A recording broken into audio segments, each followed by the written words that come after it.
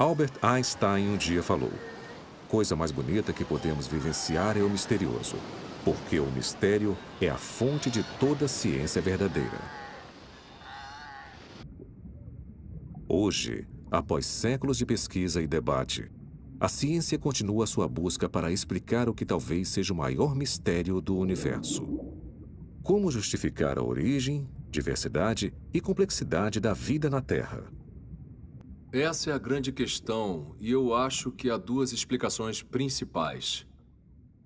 Duas concepções antagônicas que atraíram a maior atenção e, francamente, geraram a maior controvérsia. A primeira chamamos de materialismo científico. Esta é a visão de que a vida é o resultado de interações físicas entre matéria, energia e processos cegos sem direção, como a seleção natural. Na verdade, é o fundamento da evolução darwiniana. A segunda explicação é baseada na visão de que cada organismo vivo é produto de um propósito, plano e de uma inteligência criativa, que existe fora do mundo natural. Então a ciência enfrenta o desafio de tentar determinar qual dessas ideias conflitantes é verdadeira. Hoje eu diria que a maioria dos biólogos favorece a visão de que toda a vida se originou no oceano e depois evoluiu gradualmente de simples a complexa, em corais, águas-vivas, tubarões e, finalmente, seres humanos.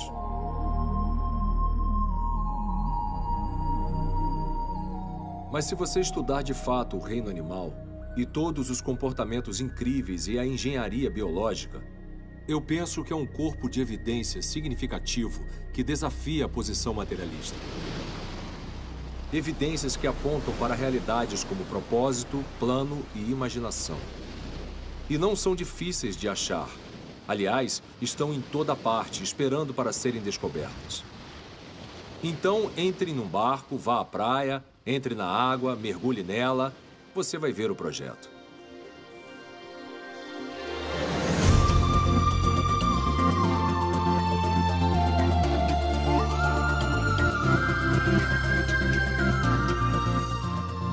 No sul da Califórnia, temos mais densidade de golfinhos por milha quadrada do que em qualquer outro lugar.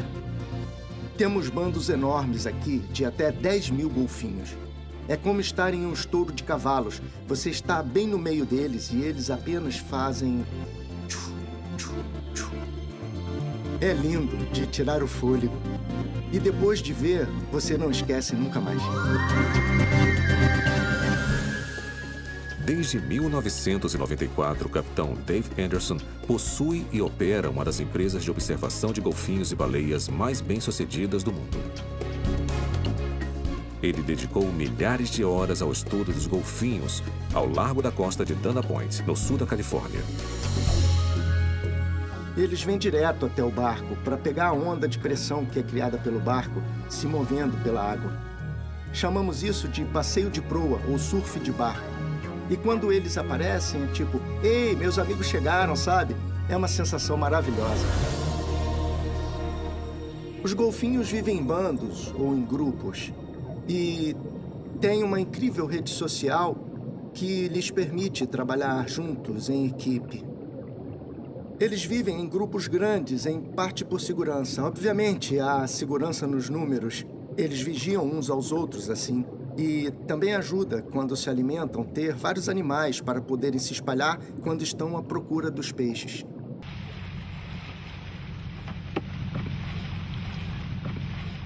Quando um cabo hidrofônico é rebocado pelo mar, a dinâmica do grupo é ainda mais aparente. Nós conseguimos ouvir o grupo à distância. E quando os golfinhos se aproximam do hidrofone, os sons ficam tremendamente altos.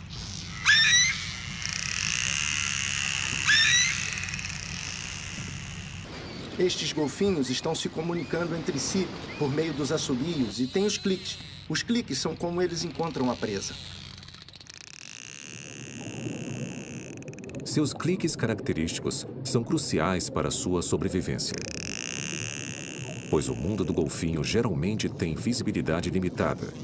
E o reconhecimento imediato de comida, aliados ou inimigos depende de mecanismos sensoriais que não são a visão. Você não enxerga muito longe na água, mas o som viaja 4 vezes mais rápido sob a água do que na terra. Então, na verdade, eles usam o som para ver. A ecolocalização, ou biosonar, é um sistema biológico complexo. Os golfinhos o usam do modo que um submarino conta com a tecnologia do sonar para navegar por ambientes onde a visibilidade é marginal ou inexistente. Em termos básicos, a ecolocalização do golfinho funciona assim. O animal produz uma série de sons de baixa e alta frequência que são transmitidos através de sua testa. Quando essas ondas sônicas batem no objeto, o eco é refletido. Quanto maior a distância, mais longa a demora para voltar. Quando o golfinho recebe os sinais refletidos, ele forma uma imagem mental da localização, do tamanho e da velocidade do alvo. Quando estão perseguindo um peixe, eles entram num cardume enorme de peixes e miram um só peixe. Eles vão seguir esse peixe até capturá-lo. E se o peixe saltar fora da água, lá estão eles saltando junto com o peixe.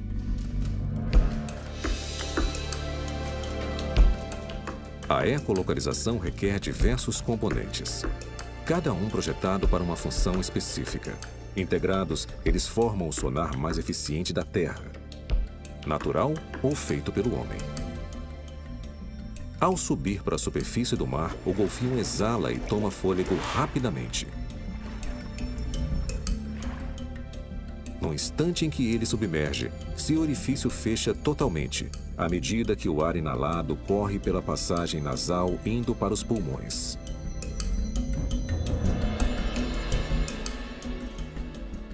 O motor que cria a produção de sons é a laringe, um órgão como pistão coberto de músculos. Ele controla o fluxo de ar por passagens gêmeas do crânio, cada uma lacrada por um tampão retrátil. Quando a laringe é empurrada para cima, os tampões nasais se abrem automaticamente e o ar passa livremente na direção de 2 abas chamadas de lábios sônicos. Os lábios sônicos são os principais geradores de som e são projetados para operar individualmente ou em uníssono. Quando o ar pressurizado atinge os lábios por baixo, eles vibram rapidamente e produzem estalos de alta e baixa frequência, a uma média de até 2.000 cliques por segundo.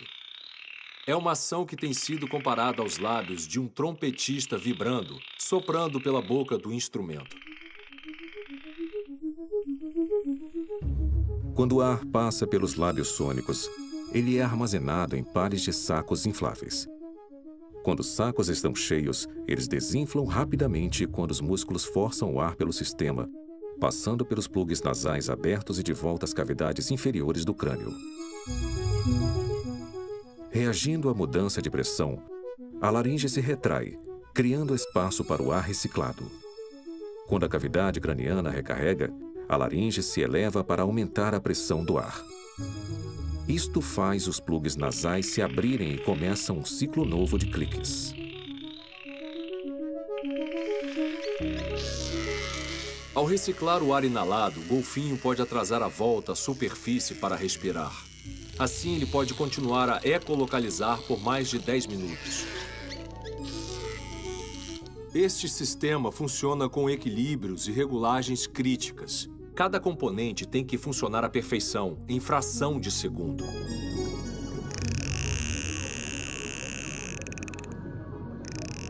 A eficiência da produção do som também é evidente na transmissão de cliques na direção de alvos potenciais.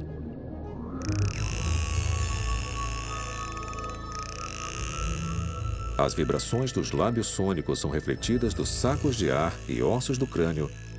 Aí passam pelo melão, um órgão que preenche a maior parte da testa do golfinho. O melão é altamente flexível e sua forma é ajustada para refinar a transmissão do som pela água salgada. É uma lente acústica, focando ondas de som em raios cônicos. O melão pode concentrar energia acústica por um fator de 4. Quando o raio atinge um peixe, ele é refletido e tem início a terceira fase da ecolocalização.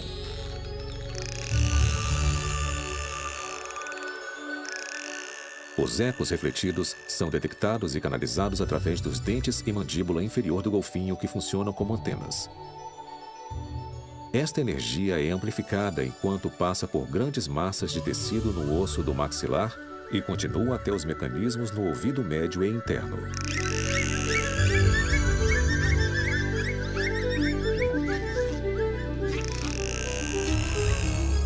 No ouvido interno, sinais são então transmitidos por nervos auditivos para o cérebro, onde são analisados em milissegundos. O golfinho interpreta estes dados para produzir uma imagem tridimensional de seu alvo, completada com informações detalhadas sobre sua velocidade, textura e forma. A ecolocalização funciona bem? Em testes controlados, o golfinho pode determinar a diferença entre uma bola de golfe e uma bola de ping-pong, baseado unicamente na densidade de cada objeto.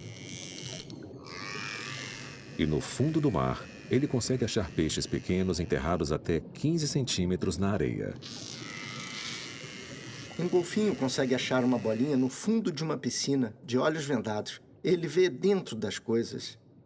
É um aparato incrível, e se alguém tivesse inventado isto e funcionasse tão bem quanto nos golfinhos, a pessoa estaria bilionária.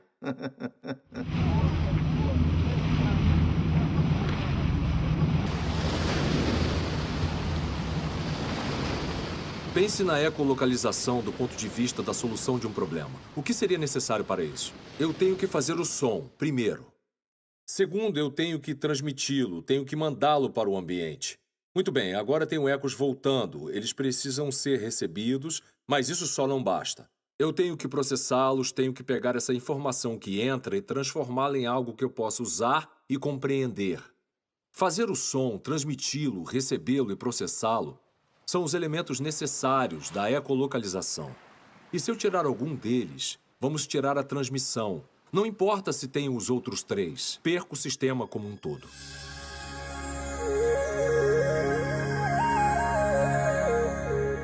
O desafio de construir um sistema completo cresce quando as 4 fases da ecolocalização são decompostas em seus componentes específicos.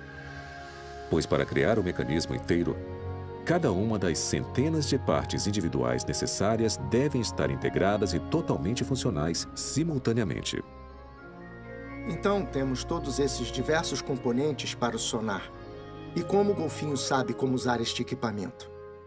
É aí que entra o instinto. Eles têm não só o equipamento, também têm o manual do proprietário. O instinto é um jogo de instruções de como usar o equipamento, e ele tem que saber isso desde seu nascimento. Tudo isso acontece automaticamente, e a montagem é perfeita. É tipo, você olha e diz, mas é claro, é assim mesmo que deve funcionar tudo. Então, é difícil acreditar que tudo isto aconteceu por acaso, pela seleção natural. Ainda mais quando cada parte sozinha não faz sentido sem o todo.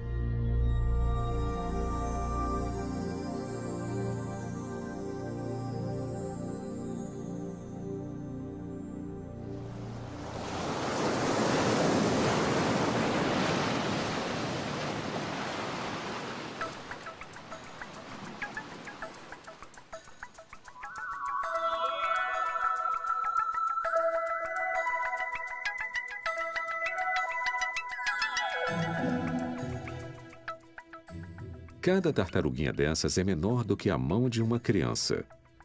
Mas elas estão prestes a embarcar numa migração que levará décadas e milhares de quilômetros.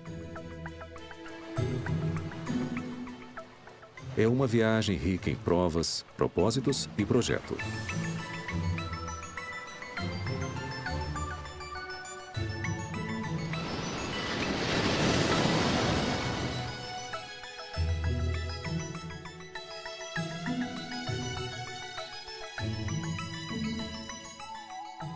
Depois de correr instintivamente pela praia, as tartarugas nadarão quase sem parar nas próximas 48 horas, na tentativa de escapar de predadores, aves, caranguejos e peixes perto da margem.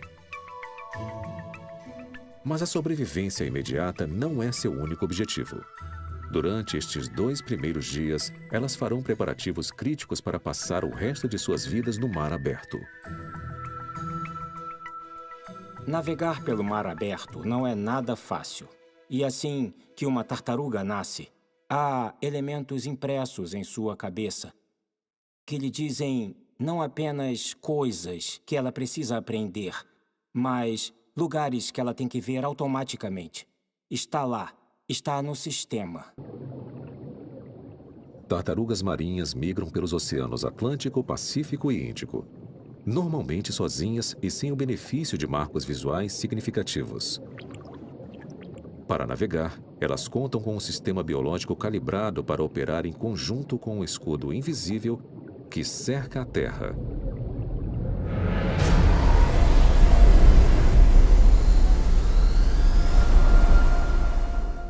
Nosso planeta é bombardeado constantemente por partículas de energia emitidas pelo Sol. Somos protegidos desta barragem mortal por um escudo magnético que se estende por mais de 60 mil quilômetros no espaço. Este fenômeno já foi comparado a um enorme ímã, com linhas de campo que fluem para cima do hemisfério sul e depois envolvem a Terra. Cada linha se cruza num ponto diferente da superfície da Terra a um ângulo e intensidade específicos. Elas são mais fortes nos polos e mais fracas no Equador. Juntas, elas criam um padrão característico que pode ser mapeado como coordenadas para a latitude e longitude de qualquer local do planeta. Desde o momento em que elas eclodem, cremos que elas já gravam os campos magnéticos. Elas são capazes de detectar a intensidade e também o ângulo de inclinação com o potencial de marcar essa determinada praia de desova e latitude e longitude bem específicas.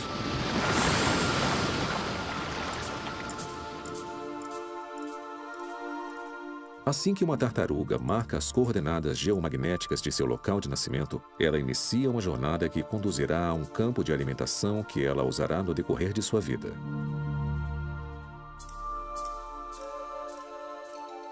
Para uma tartaruga nascida na Costa Rica, por exemplo, este local pode ser um recife de corais na República Dominicana, a mais de 1.500 quilômetros dali.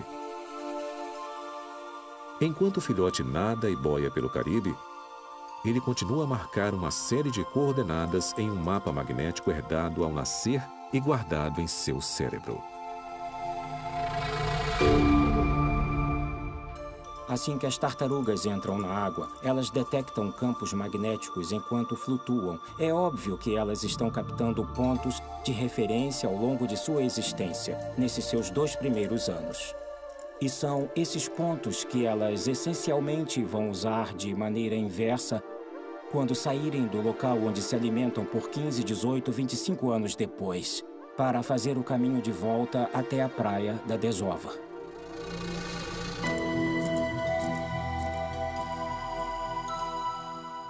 O desenvolvimento da tartaruga do nascimento à juventude inclui uma dependência crescente em uma gama de bússolas internas embutidas em sua cabeça. Células microscópicas enriquecidas com cristais de magnetita reagem ao campo magnético da Terra alinhando-se com o norte. É um ímã minúsculo. E, tipicamente, o que esses cristais de magnetita fazem é se alinharem como a agulha de uma bússola. E lhes dizem qual é a sua direção e também dizem sobre onde estão naquele momento. Elas precisam dizer em que direção estão indo, mas também precisam saber aonde estão em cada ponto desta viagem.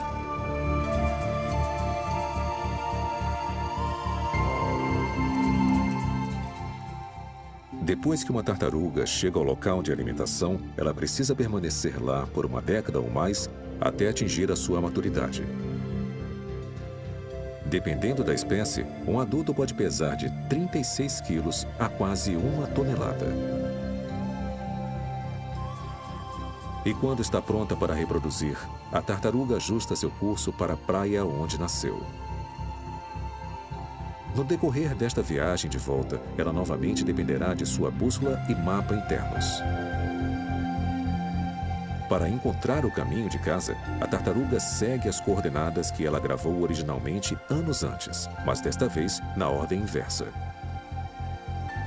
Depois, ao se aproximar da Terra, ela identifica o local específico de sua praia natal com outra ajuda de navegação, o seu olfato. As tartarugas podem detectar certas pistas, ou seja, substâncias químicas na água que possam ter vindo da praia de desova, moléculas de lama ou sedimentos.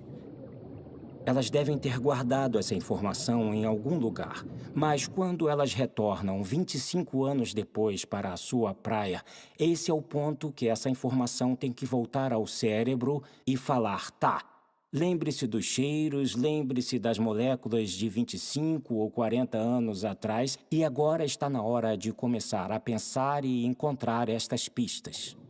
E esse pode ser outro modo das tartarugas, ao se aproximarem mais e mais da praia de desova, reconhecerem que estão no ponto certo.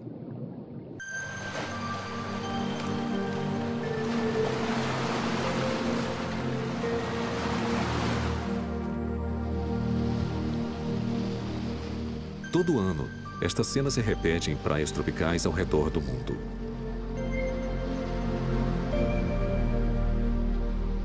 Uma a uma, fêmeas adultas se arrastam do mar para a praia onde nasceram de um ovo.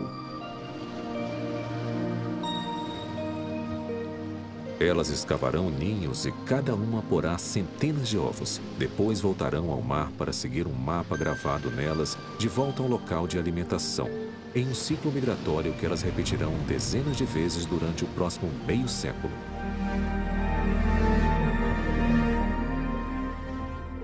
Como cientista, eu adoro fazer perguntas sobre sistemas intrincados de projetos e buscar as respostas até chegar a uma certa conclusão.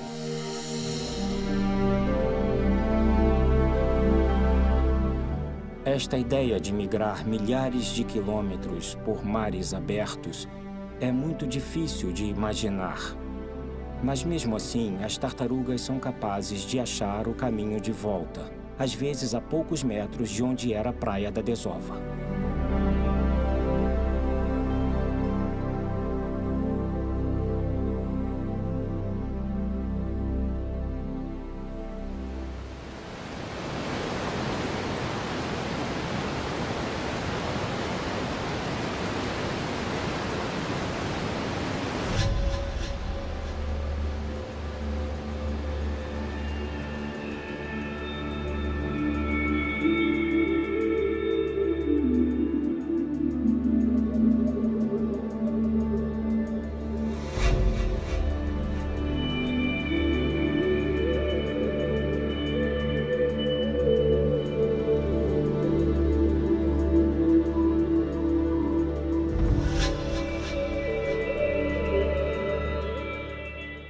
O salmão certamente é um ícone do noroeste do Pacífico.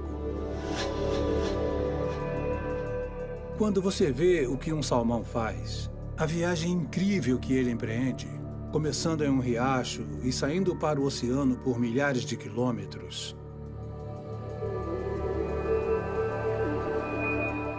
e todas as possibilidades de não retornar e depois achar o caminho até a foz do rio, em alguns casos percorrendo centenas de quilômetros rio acima, se batendo e machucando, indo em frente com tudo para encontrar um afluente onde ele porá suas ovas.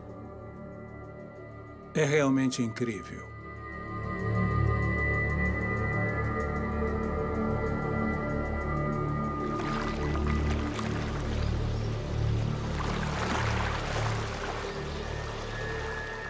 O ictiólogo Glenn Gately devotou boa parte de sua carreira à conservação do salmão do Pacífico e ao estudo de seu ciclo de vida.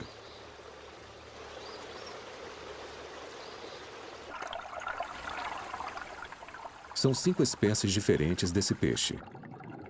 E para cada uma geração nova começa nos leitos de cascalho dos rios e córregos de todo o noroeste dos Estados Unidos e Canadá.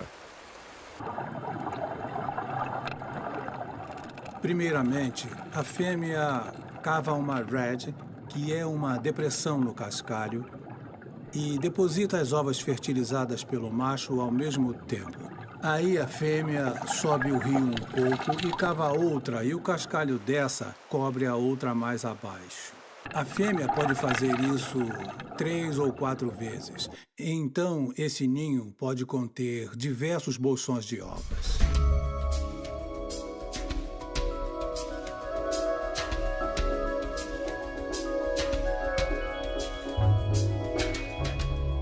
Depois de eclodir, o salmão jovem fica perto do ninho. Mas falta ao seu riacho natal nutrientes suficientes para sustentar seu desenvolvimento até a maturidade. Para o salmão se tornar o peixe grande que ele acaba sendo, ele precisa de mais recursos do que estão disponíveis nesses riachos. Então eles migram para os oceanos, começam a explorar todos os recursos de comida que existem ali para crescer e se desenvolver, a fim de retornar e reproduzir em rios de água doce. Na preparação para seu tempo no mar, esses pequenos peixes de água doce devem adaptar sua biologia para sobreviver na água salgada. Depois, entrar no oceano que eles nunca viram, viajar milhares de quilômetros e achar o caminho de volta até o local onde eles sabem que podem desovar com sucesso: os leitos de cascalho onde nasceram. 2 sofisticados sistemas de navegação são necessários para esta migração. O primeiro se baseia no aguçado olfato do salmão e sua capacidade de coletar informações sobre seu ambiente ao descer o rio até o Oceano Pacífico. O peixe, quando é jovem, em primeiro lugar, grava onde está sendo criado. Depois, ao descer o rio na direção do oceano, ele capta pistas nos diferentes tributários pelo caminho. Eles gravam os odores, os cheiros na água, vindos do solo. Com a água filtrando pelo solo no rio, as plantas que estão no rio têm cheiros diferentes e seus odores são muito específicos. Tudo isto está sendo gravado em seu banco de memória. À medida que o peixe desce o rio, com estes sinais chegando constantemente e sendo processados até chegar ao cérebro, um mapa está sendo formado. Quando o salmão entra no Pacífico, este mapa químico é preservado e guardado. Anos depois, ele será ativado para garantir a sobrevivência da espécie.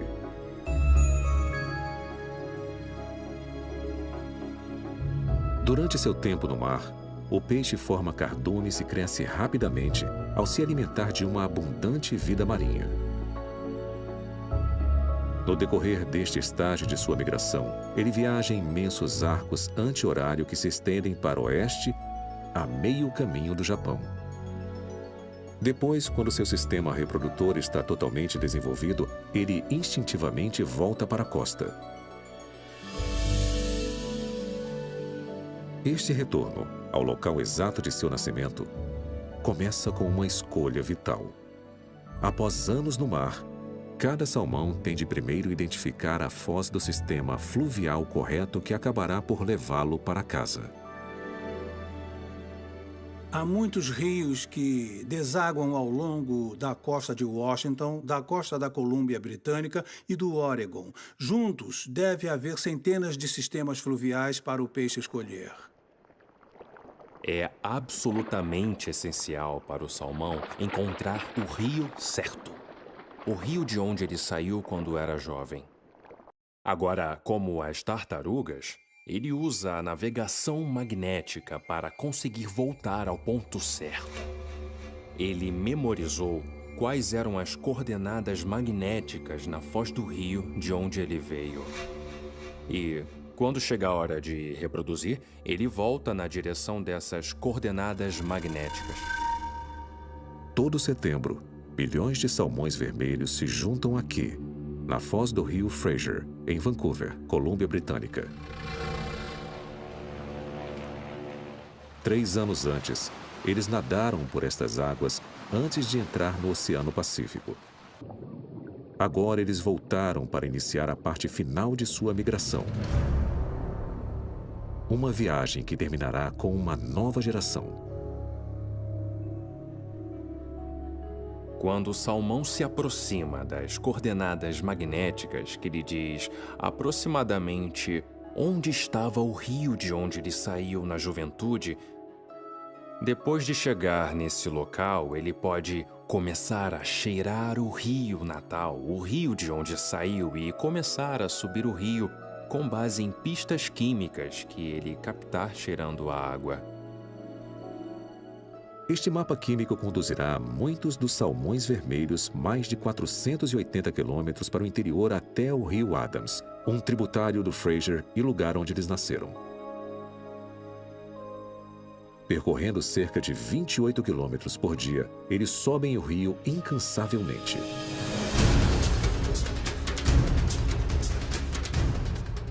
Para chegar ao Adams, eles gastarão cada reserva de energia, abrindo caminho em corredeiras e pedras nos leitos rasos. O salmão vermelho fica tão focado em seu objetivo que depois de sair do oceano, ele não come de novo. Levado pelo instinto da desova, ele segue a trilha de moléculas odoríferas que ficam progressivamente mais fortes ao se aproximar de casa. Aí ele começa a subir o rio, resgatando o que ele gravou na ida. Ele recorda o seu mapa enquanto sobe o rio. Ele vai se lembrando, indo por este afluente ou outro. Ele tem que, sem dúvida, passar por outros tributários que não têm o cheiro exato que ele procura. Mas ele acaba localizando o tributário exato, onde ele nasceu do cascalho, onde sua vida começou.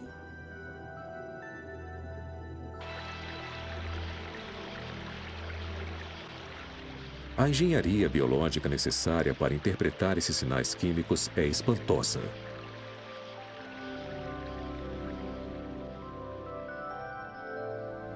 O salmão analisa constantemente sua rota, testando a composição molecular da água que entra por suas narinas.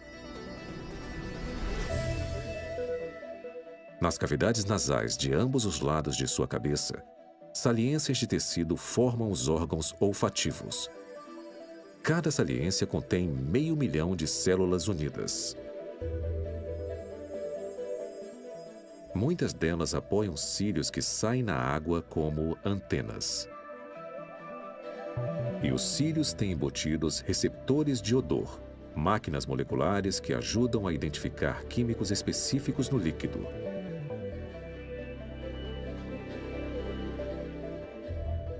A água contém moléculas odoríferas e os rios exalam diferentes e variadas combinações de odores.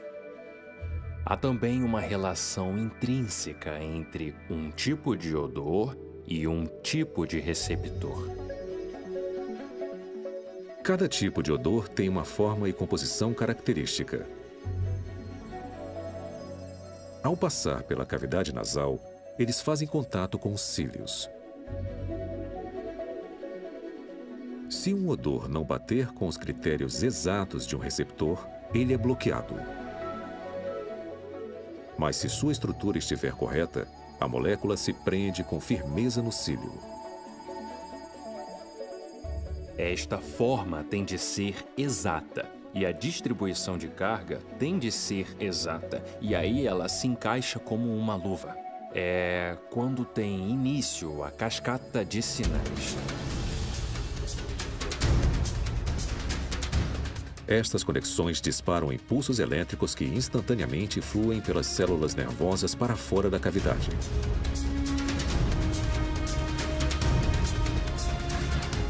Os sinais são transmitidos por um labirinto de fios ligados ao bulbo olfativo, um painel biológico que processa uma torrente de informações sobre o ambiente do salmão.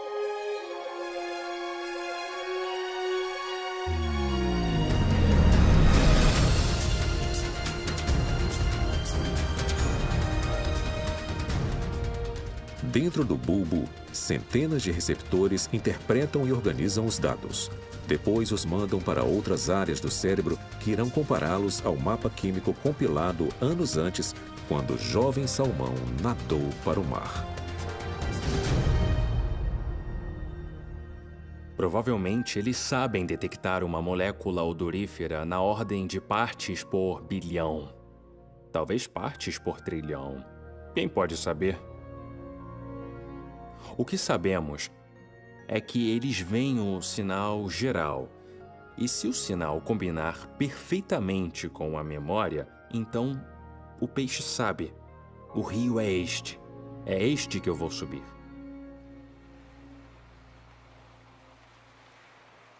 "17 dias após sair do Oceano Pacífico, os salmões chegam ao lago Shuswap e à confluência do rio Adams.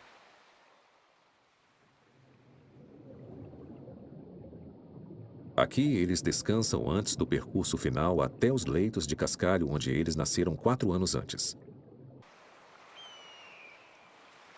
Do ar, um paredão oscilante de salmões é visível ao longo da margem.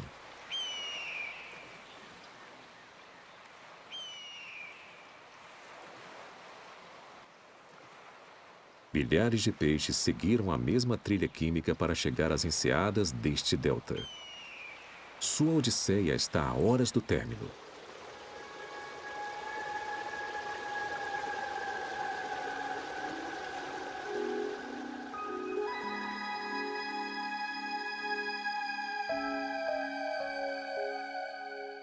No brilho âmbar do outono canadense, os salmões se dispersam por 12 quilômetros de água corrente e rasa.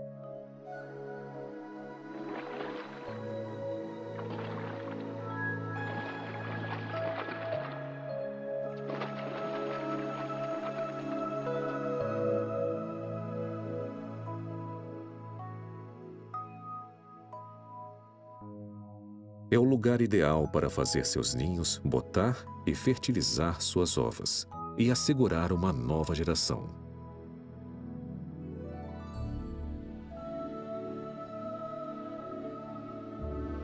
O sistema que o salmão usa para subir o rio parece quase que incrivelmente acurado. Literalmente, milhões deles fazem essas viagens com sucesso e reproduzem com sucesso. Assim, vemos esse ciclo repetido várias vezes. Eu fico pasmo com isso. Estou impressionado com isso. Isto é o que dá vermos a inteligência. E não é o que esperamos de um processo não guiado. 5, 4, 3, 2, 1. Temos ignição. A nave decolou.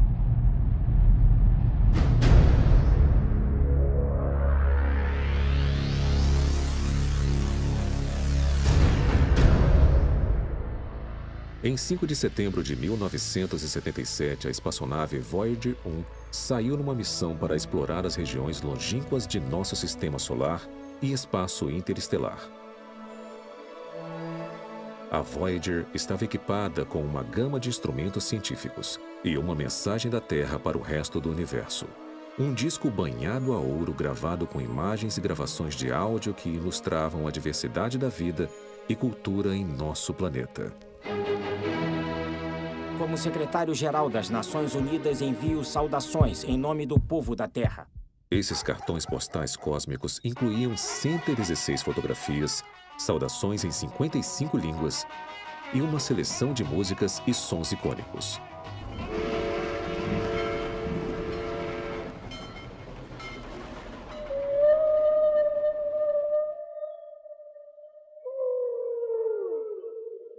Entre eles, um refrão fantasmagórico das profundezas do mar.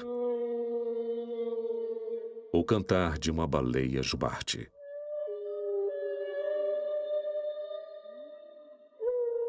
Eu acho que a decisão de incluir essa música numa missão para o espaço sideral refletiu bem o quão populares elas eram na Terra. Aliás, em 1971, a Capitol Records lançou um álbum. Milhões de cópias foram vendidas e as baleias viraram rockstars e têm fascinado a ciência e o público em geral desde então. Essas canções são altas, longas e das mais complexas vocalizações no reino animal. Somente os jubartes machos cantam assim, e sempre com a boca firmemente fechada. Então, tecnicamente, estão cantarolando. As canções podem durar de 3 minutos a mais de meia hora. E são repetidas, quase ao pé da letra, em sessões que costumam durar dias. Se uma baleia introduz uma variação a um tema, outras baleias na vizinhança a copiarão. As canções podem percorrer e ser ouvidas a 1.600 quilômetros da origem. A estrutura das canções pode mudar drasticamente de ano a ano. Cada população de jubarte no Pacífico, Atlântico e Caribe compõe novos arranjos que são exclusivos de sua localização específica. Normalmente, uma canção tem de 4 a 12 temas diferentes.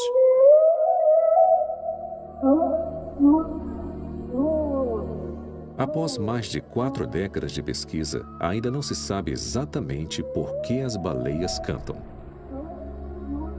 Cientistas há muito especulam que as canções são chamados amorosos antes de acasalar. Ou, possivelmente, uma forma de sonar para ajudar a identificar e rastrear a localização de baleias próximas.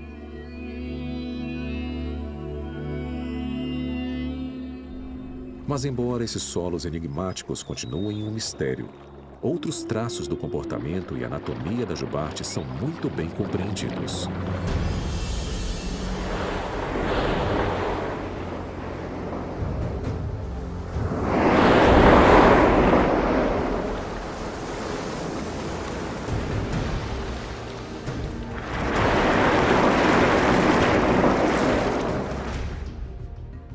A baleia jubarte é um dos maiores animais da Terra. As fêmeas adultas medem até 15 metros e pesam de 40 a 50 toneladas. Elas vivem mais de um século. Nas quentes águas tropicais, uma fêmea dá à luz a um único filhote a cada 2, 3 anos.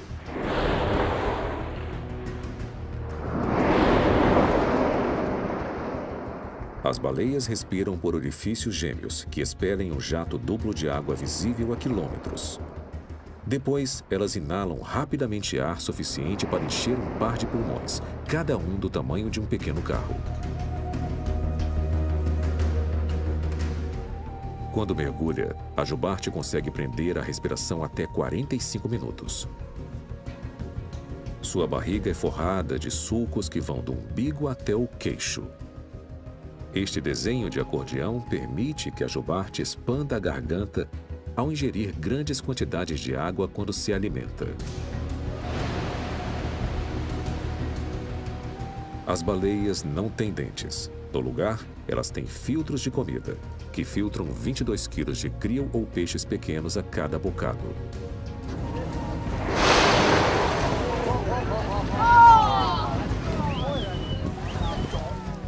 As jubartes têm nadadeiras imensas, as maiores de qualquer animal. As baleias as erguem para funcionar como coletores solares, um comportamento que ajuda a regular sua temperatura corporal interna.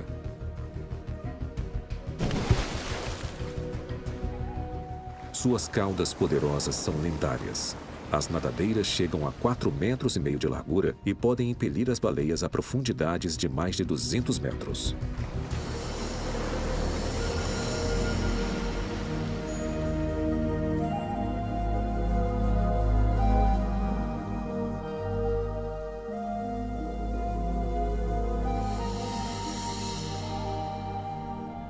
Pode chamar de majestosa, de tirar o fôlego, qualquer adjetivo.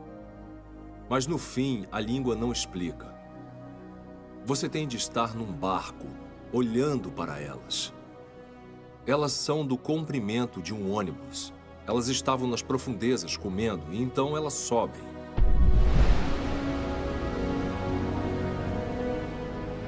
Como descrever isso?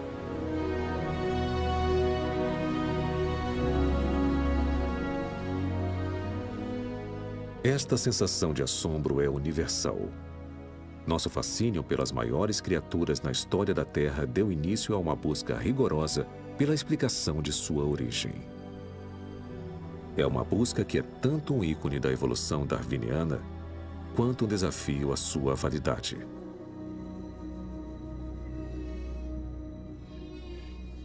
Veja suas características. Tem sangue quente, tem glândulas mamárias. Claramente é um mamífero.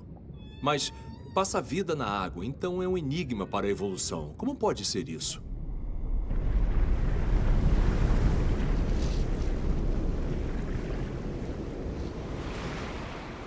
A narrativa darwiniana da evolução da baleia é familiar.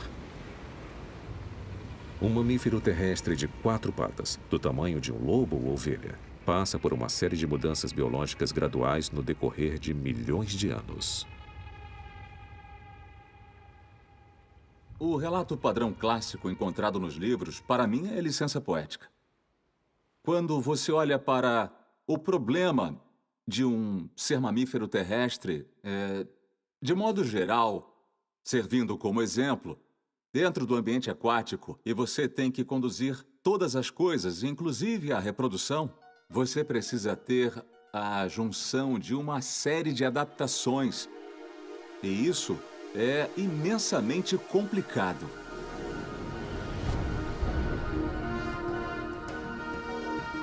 A escala dessas adaptações teria de ser enorme, incluindo a remodelagem do crânio e músculos para levar as narinas para o alto da cabeça, a conversão das patas da frente em nadadeiras, uma reconstrução do esqueleto, inclusive uma articulação que fizesse a cauda subir e descer, a transformação de várias dezenas de dentes em centenas de placas forradas de fibras como cerdas, a reorganização dos tecidos dos rins para acomodar a ingestão de água salgada, pulmões drasticamente aumentados e reformados para suportar a pressão intensa de mergulhos profundos, a inclusão de uma camada de gordura para isolamento na água fria, e modificações em orelhas, olhos e pele para funcionarem eficazmente em ambiente aquático. Pense em todos os parâmetros que teriam de ser modificados e aí multiplique isso por, sei lá, umas 1000 vezes. Ou mais que isso.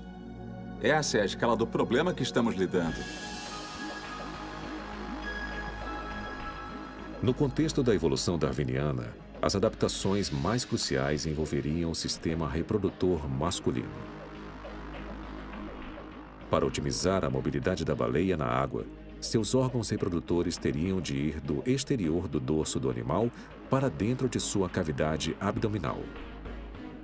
Mas para produzir esperma, os testículos internos devem ser resfriados e mantidos abaixo da temperatura corporal interna. A menos que seja assim, não haverá produção de esperma e ponto.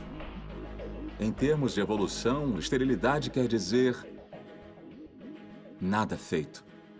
Você não conta na corrida da vida, digamos assim.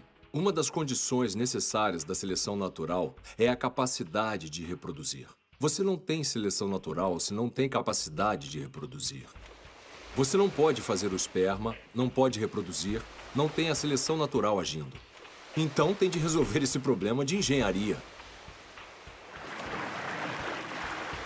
Quando a baleia jubarte macho nada, ela gera calor, elevando sua temperatura corporal. Para prevenir a esterilidade, a baleia depende de um mecanismo de refrigeração incluído em seu sistema circulatório.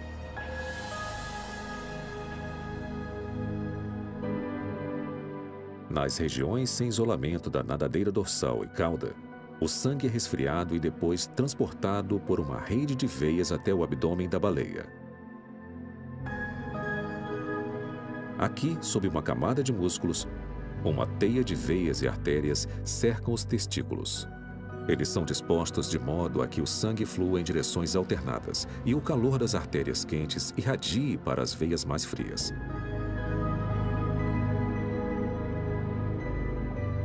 Esta transferência baixa a temperatura do sangue a um nível seguro antes de ele ser canalizado para os órgãos reprodutores. É uma solução notável para esse problema. É bonita e anatomicamente complexa. Envolve o que se chama, emprestando do latim, uma teia milagrosa de artérias e veias. Mas você pode explicar isso por meio de um cenário clássico, fluido, gradualista, com pouca mudança. Pouca mudança. Fixação? Não cabe no modelo darwiniano. Na minha opinião, estamos olhando para um conjunto de traços que deveriam ser integrados desde o início. Isto é, não é um tipo de mudança gradual. Então, o sistema de refrigeração faz sentido, porque você tem glândulas reprodutoras internas. As glândulas reprodutoras internas, no entanto, não servem, a menos que tenha a refrigeração. Não dá para explicar o surgimento de um sem o outro.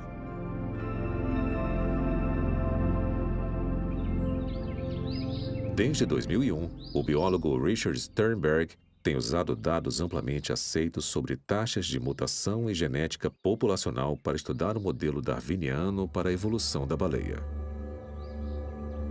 Sternberg concentrou sua pesquisa na seleção natural e na probabilidade de mutações coordenadas, que são erros genéticos em uma molécula de DNA necessários para uma mudança macroevolutiva.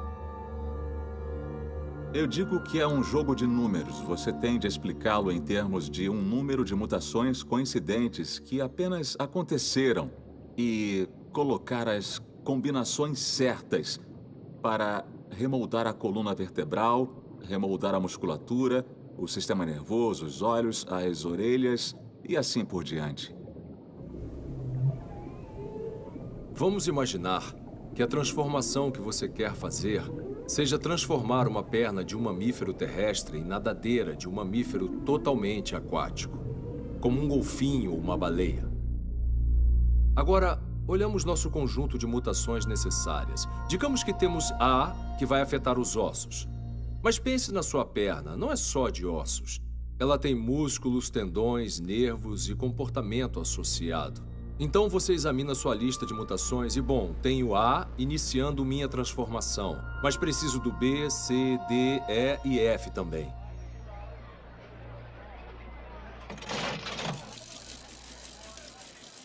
Então, o desafio de mutações cooperativas é ter eventos ocorrendo no espaço e tempo, de tal modo que eles possam trabalhar conjuntamente, cooperando, para produzir a transformação que você quer.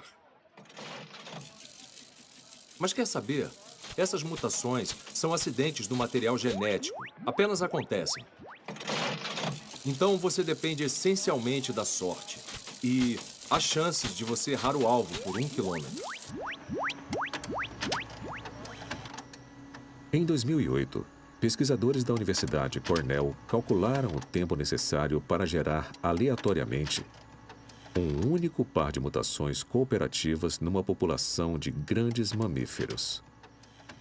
Richard Sternberg aplicou esses cálculos à sua análise corrente. Eles chegaram à conclusão de que, claro, você consegue essas duas mutações coordenadas, mas é um problema. É um problema porque você precisa, até onde nós sabemos, da ordem de bem mais de 100 milhões de anos para obter as mutações coordenadas, que iriam apenas duas, lhe dar alguma modificação benéfica. E, ao meu ver, para causar essas transformações visíveis, você precisaria de muito mais que duas mutações.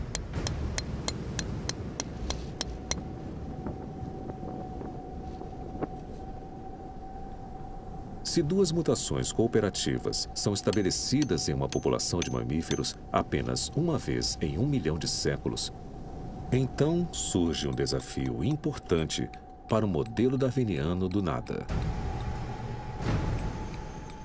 Segundo as mais generosas interpretações do registro fóssil, o período de tempo mais longo para a evolução teórica de um animal terrestre em baleia é de 9 milhões de anos. É uma fração dos 100 milhões de anos necessários para produzir um único par de mutações cooperativas, e isso é somente uma das incontáveis mudanças anatômicas necessárias para a seleção natural ter sucesso. Então, quando você calcula, Há vários modos. O que você fez foi, você excedeu o tempo que o registro geológico lhe dá. E aí você diz, tá, agora vou contar com essas mudanças coordenadas e acabou-se o jogo.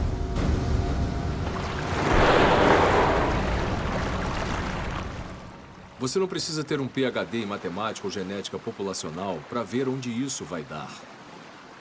Mesmo que eu lhe dê milhões e milhões de anos, 5, 10, 50, 100 milhões de anos para produzir esta transformação, você ainda enfrentará esses limites reais, lidando com o tamanho da população, taxa de mutação, tempo de geração e número de traços que têm de ser modificados. Se o processo em questão não for para acontecer, ele não acontecerá, e não importa o tempo que você tem. Pode ter o tempo que quiser. Se esta transição ocorresse, não seria um processo darwiniano não dirigido. Isso não é possível biologicamente falando.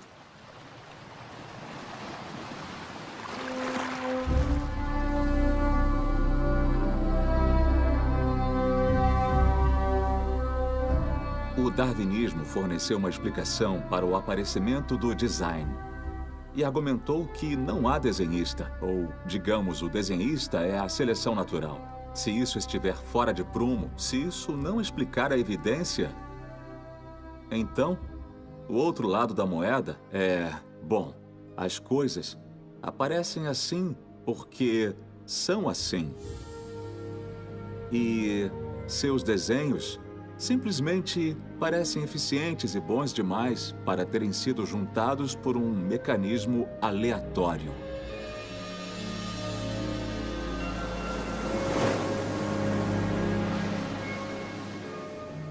Fazendo snorkel na costa do México com minhas filhas uns anos atrás, nós vimos muitos peixes tropicais passando. Era uma beleza enorme, gratuita, exuberante. Uma grande tela de uma incrível vida marinha. Isso me leva ao desenho. Por quê? O que aciona a inferência do desenho ou design? O que aciona essa conclusão? O que aciona isso é a evidência do planejamento, a evidência da previsão, a evidência de uma arquitetura global que só uma mente pode produzir.